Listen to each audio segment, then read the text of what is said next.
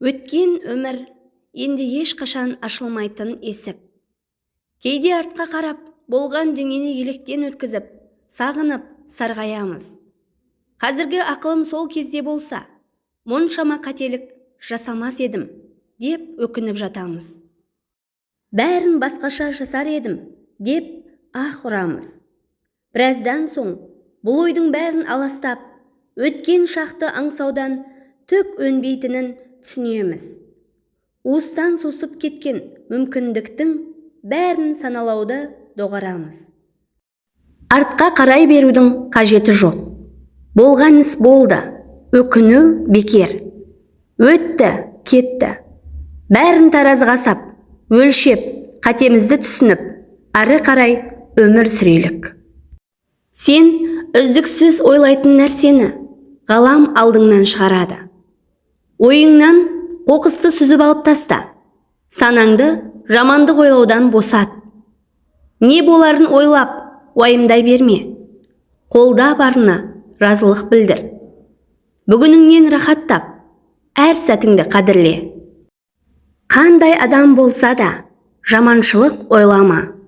Қолыңнан келсе, жақсылық істе. Сонда өсесің, өнесің, көгересің. Іші тар адамдар өздерінің қолынан келмейтін тірлікті, сынағанды, өздері жете алмаған адамдардан кемшілік іздегенді ұнатады. Ондайларға қанша қиын болса да назар аударма. Қадіріңізді білмейтін адамдар үшін босқа арпалыспаңыз. Оларды лайық адамдарына қалдырыңыз, және артыңызға қарамаңыз. Сен тіпті періште болсаң да, қанатыңның суылы ұнамайтын біреу табылады. Өзен қанша терең болса да, түбі бар. Тау қанша биік болса да, төбесі бар. Қайғың қанша ауыр болғанымен, ол да шексіз емес. Ешқашан ақымақтармен сынаспаңыз. Себебі, олар сізді алдымен өз дәрежесіне түсіріп, онан соң жеңіске жеттім деп жарияға жар салады. Дұшпанның ту сыртыңнан салған қанжары түк емес. Ал бей уақытта досыңның түйрекші қадалса, содан жаманы жоқ.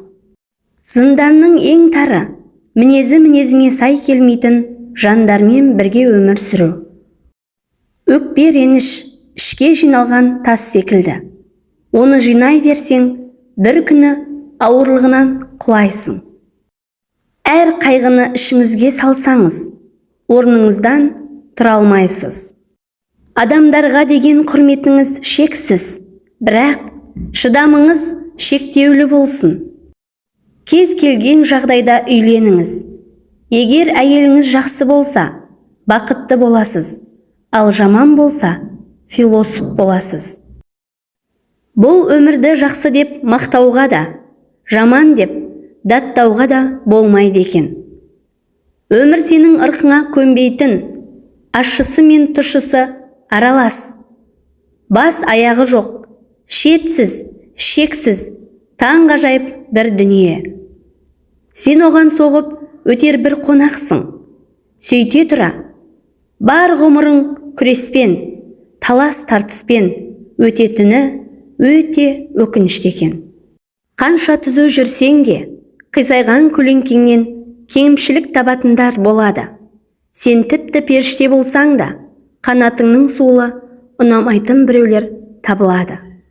Барлық дауылдар сіздің өміріңізді бұзу үшін келмейді. Кейбіреулері сіздің жолыңызды тазарту үшін келеді. Ақшаға тоймайтын әйелден, әйелге тоймайтын еркектен қайыр келмейді. Жұмыстан қайтып бара жатырсың. Тіке барып, тіке қайтасың. Ештеңе қызық емес. Ақша табуың қажет. Өмір туралы ойлап келе жатырсың. Бәрінен шаршадың. Бәрін тастап кетіп қалғың келеді. Бірақ болмайды. Олай жасай алмайсың. Осының бәрі күнде қайталана береді. Ішің астан кестең болып жатса да, сырттай өтірік күлімдеп, ешкімге ештеңе білдіртпейсің. Түсінбеген адамға түсіндіріп не пайда? Қадіріңе жетпесе, қадірлегеннен не пайда? Сый құрметті білмесе, сыйлағаннан не пайда? Жүрегіңді ауыртса, кешіргеннен не пайда? Адамдарды ренжітпеуге тырысамын. Шамам келгенше көмегімді аямаймын. Бірақ кей адамдар иілген сайын басыңа шығады екен.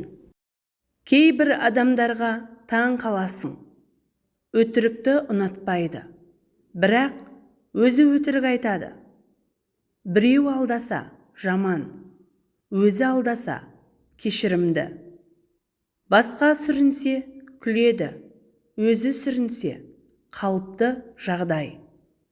Біреулердің күнәсін санайды, өз күнәсінің санын білмейді. Неткен екіжүзділік десеңізші. Адамға ең бірінші білім емес, тәрбие берілуі керек. Тәрбиесіз берілген білім адамзаттың қас жауы. Құрметті оқырман, қазақша каналды қолдап, каналыма тіркеле кетіңіз. Алдағы уақытта сіздермен бөлісерім көп. Назарларыңызға рахмет.